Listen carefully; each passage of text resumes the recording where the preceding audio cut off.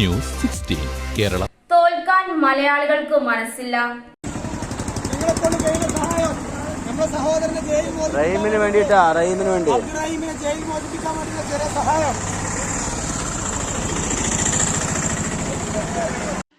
മരണം മുന്നിൽ കണ്ട് ജീവിതം തള്ളി നീക്കിയത് 18 വർഷങ്ങൾ. അബദ്ധത്തിൽ വന്ന കൈപ്പിയ മൂലം തന്റെ നല്ല കാലം കാരാഗ്രഹത്തിൽ കഴിച്ചുകൂട്ടേണ്ടിവന്ന ഒരു പാവം മനുഷ്യൻ. ജീവിതം പച്ചപിടിപ്പിക്കാനായി പ്രവാസ ലോകത്തേക്ക് വന്ന ആ മനുഷ്യൻ പിന്നീട് സ്വന്തം ജീവനു വേണ്ടി മുട്ടാത്ത വാതിലുകളില്ല.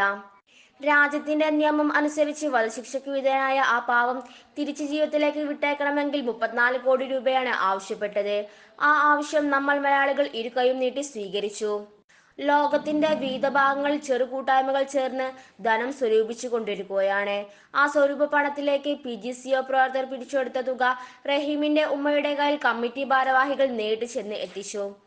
PGCO പ്രവർത്തകരായ Ismail Kadengal, KPM Shafi, Rafeeq Ammarambath, Rais Chakkungal, Rasheed PK, Ismail Maliyekkal, Farooq Palokkil, Ibrahim CP എന്നിവർ ചേർന്നാണ് തുക കൈമാറിയത്.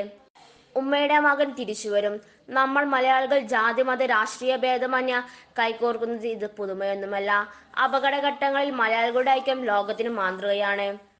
ലക്ഷ്യത്തിലെത്താൻ കുറച്ചു ദൂരം കൂടി നടക്കാനുണ്ട്. എന്നാൽ അതിനുള്ള സമയം നമുക്കില്ല. ഇത് നമുക്ക് സാധിച്ചില്ലെങ്കിൽ നാം ഓരോരുത്തരുടെ മനസ്സിൽ ഒരു മുറിവായി കിടക്കും. പലതും വിജയിപ്പിച്ച് വിസ്മയം കാണിച്ച മലയാളികൾക്ക് ഇവിടെ തോൽക്കാൻ പാടില്ല. തോൽക്കില്ല എന്ന് നമുക്ക് ഉറച്ചു വിശ്വസിച്ച് പൊരുതാം നമുക്ക്. ന്യൂസ് 16 തിരൂരങ്ങാടി. പക്ഷമില്ല, വിവേചനമില്ല. നേരിനൊപ്പം, നാടിനൊപ്പം, നാട്ടുകാർക്കൊപ്പം. News 16 Kerala channel.